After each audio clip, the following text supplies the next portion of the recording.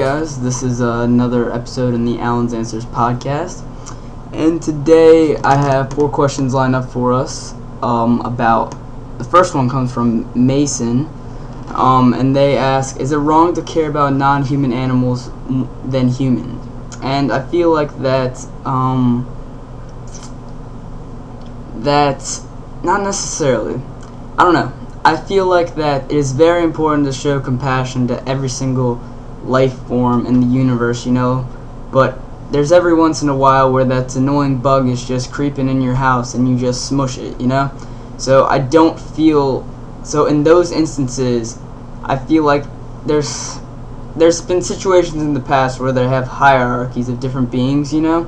if if the hierarchies were situated differently, like humans come top, then I guess domestic animals, depending on where region you are in, because in other areas they could worship like cows or goats more, like they're just being like in Egyptian times they held huge regards for the cat, and nowadays it's not so much. At least in American culture, there isn't any one specific animal that's more important than the other, at least in my opinion. And then lower and lower you get to more life forms that are like insects and just bacteria as pretty much at the very bottom, And I feel like if you rearrange those different categories, your whole way of life would completely change, Like if you spent your whole life dedicated to insects and the protection of them, then you would probably, I don't want to necessarily waste your time, but you can't save every single bug in the universe. There's just too many of them and it's not possible, and people see them as pests, And I don't necessarily think that you should hold them in the same regard as there would be a human, If you had the option to save a human or a dog, they're both trapped in an elevator and you can only save one that was going to hit rock bottom, I feel like that I would probably pick the human overall because I feel the most relation to it, and it's one of my own kind, so I want to help them survive as much as possible over an animal. But I do feel like hopefully no PETA people out there are going to kill me, but I feel like it is still important to respect animals for all that they do for us. Society would be way worse without them. We would have like no milk from cows and no bacon. I love bacon. Sorry for you vegetarians out there, but it's just our whole way of life would be different. But I still think that the level of importance is key in life. So hopefully that answered your question. And then Dina asked, why is the first step always the hardest? And I got a pretty simple answer for you. Is because we don't have any experience in that situation before. We may have similar experiences to similar situations in the past, but every time you go into something new, it's always going to be tough because you can't really relate exactly to that situation in your past. It's all comfortability comes from a past and prior knowledge and experience. You don't normally feel as comfortable as you would going into a new situation as you would as something that you've already experienced in the past. And that first step is always what introduces you to the new experience. So hopefully that answers your question. And then Jack O'Neill asks, do people ever really grow up? And I feel like that they list something about it, and I feel like his list is kind of just stereotyping. It's not really, it's kind of general. I'm pretty sure I know a lot of people that adults at least don't act in that certain fashion, But I feel like there are different aspects of a human that you could consider being adult and a grown-up, Like adults are mature, they have responsibilities, they can't mess around as much as a child, and they have worries, and they can't be as carefree as a baby can, And so those aspects are general stereotypes of what an adult is compared to a child, But I feel like that certain aspects, like your personality or your humor, if you laugh at dirty jokes, you can still be an adult, and that could still be considered not being grown up, If you're an adult, you're supposed to be mature and not laugh at those sort of things compared to what like a high school boy would laugh at, And I feel like that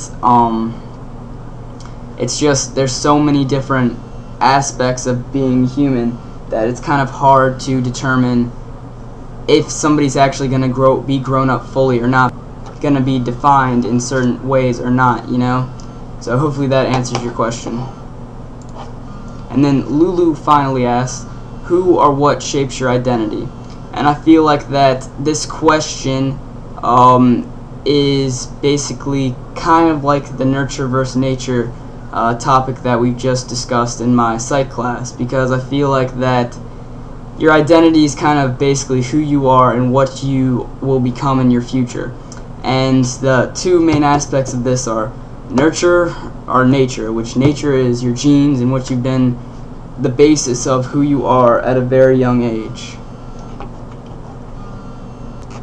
So nurture is essentially basically your genes and the thing that define you at the very basic level of who you are, and that can also come from prior experiences before your even existence, you know, like what your parents were like, what environments were you born in, you know, just all of these different factors that come up that you don't have any say or voice in because you don't even exist at the time that they occur, you know, like whether you're going to be good at soccer, an athlete, athletic, what you're going to look like, all those things are determined pretty much right the second that you're conceived, you know, and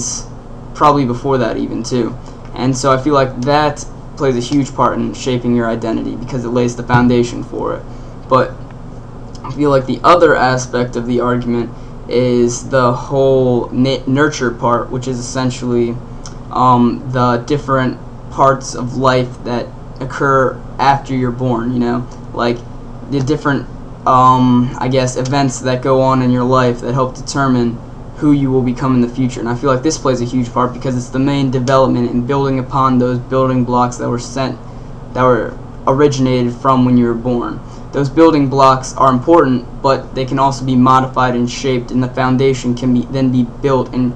molded into a certain aspect, you know. And those aspects and parts of you are generated by what you experience in life and what you go through and how you choose to live your life, you know. If you practice all the time as a sport, you'll become more athletic than you would if you were just, or if you didn't choose to do that, you know. So obviously that nurture part plays a huge part in your life, but that's the nature part might kind of set the guidelines for how athletic you will be able to become, you know. It's kind of like setting the limits, but like the note Fun Size Philosophy I wrote a couple days ago about pushing your boundaries, you always want to exceed and excel upon what those predetermined limits are set up in your life, you know. So I feel like both those aspects play a huge part in what you will become in life, and I feel like that